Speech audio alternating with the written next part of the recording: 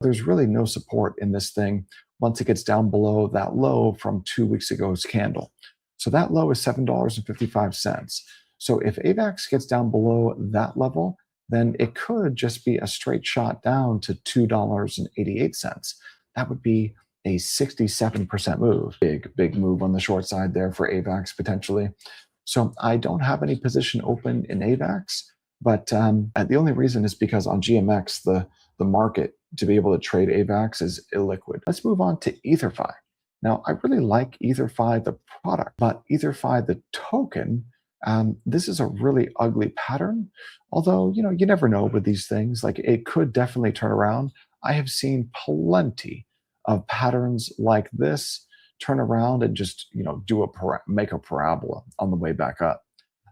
So I would actually be interested in buying some Ether.fi if it could get down to those flash crash lows from October 10th down here. What was the low there? The low was at 8 cents. I'd actually be a buyer at 8 cents, but not beforehand. I have no position in Ether.fi, and I don't plan to take one anytime soon. But 41 cents, if that fails, then yeah, the next level of support comes in down here at 8 cents. And so even from the current level, if it were to get to 8 cents, that's 77% on the downside. That's a big move on the downside. This thing looks to me to be extremely illiquid, judging based on the flash crash move. So wouldn't surprise me to see Ether.fi down another 75% from here. Let's take a look at Link, L-I-N-K. And Link has support at its bear market lows from last cycle at $4.55.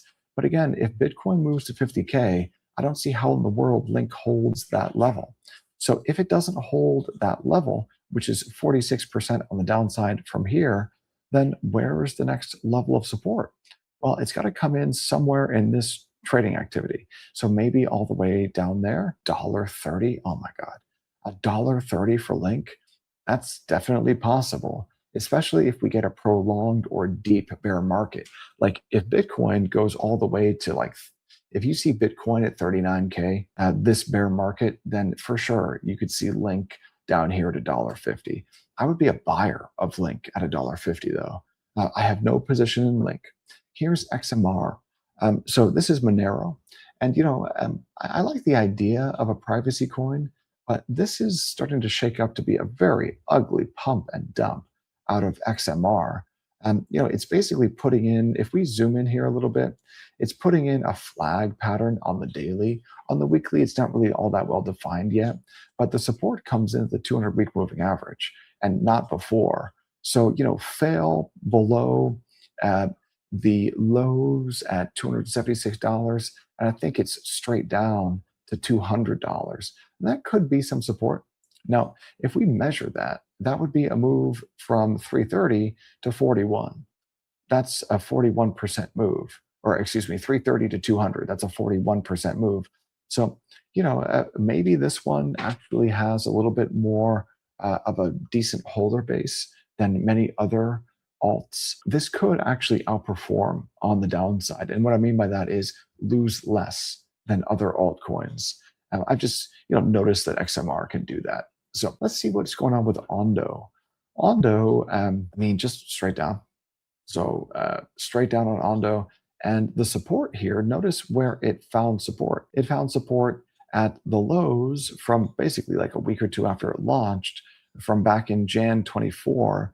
And these are Bybit data. So I'm not sure if this is all the data for ONDO, but this is a really ugly head and shoulders pattern. And, buy this down here, maybe at 3 cents, but not before. And it's currently trading for 26 cents. So if it fails that 19-cent level, that horizontal support, then maybe it gets all the way back down here. That would be 90% of the downside. That's hard to believe, but definitely possible for ONDO. I have no position in ONDO. Let's take a look at Radium's token.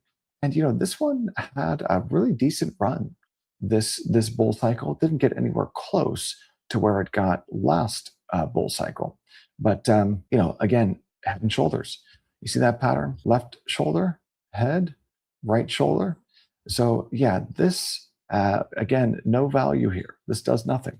So this reward token the Radium Dex, um, maybe it gets down to 12 cents. That seems like that's the only level of support that it's got on the way down here. So if we measure that, that would be, what is that, 70, 80% on the downside? So plenty of room still if you want to trade Ray on the short side to make some money without needing to use any leverage. Let's take a look at EIGEN. So this is, I'm not quite sure if this is inflationary or what, but it just keeps printing fresh all-time low after fresh all-time low. So I don't even want to touch this one. I'm gonna pass on EIGEN. Here's Hype.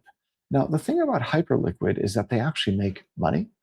What do you, like the Hyperliquid protocol makes money, and they return that revenue to token holders in the form of either buybacks or burns.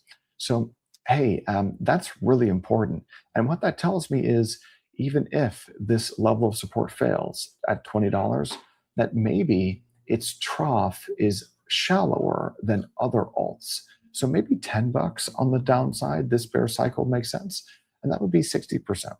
So, this level right here, 26% to the downside at $20, that probably won't hold, especially if Bitcoin actually does make a move below its 200-week moving average.